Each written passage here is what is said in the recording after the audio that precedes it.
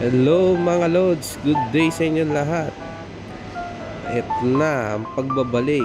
So ngayon Lods, isi-share ko sa inyo itong mga alaga kong mga yellow shrimp neon. Ayan mga Lods, ayan sila. So nag-start lang ako ng 5 piece lang sila noon 3 male and 2 female. So ngayon eto na sila ngayon. Ganyan na sila karami. So, yan.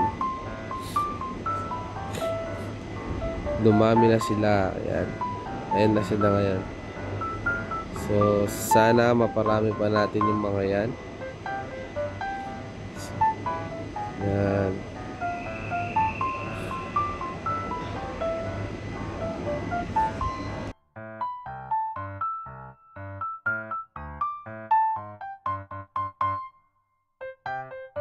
At ayun na mga Lods, hanggang dito na lang.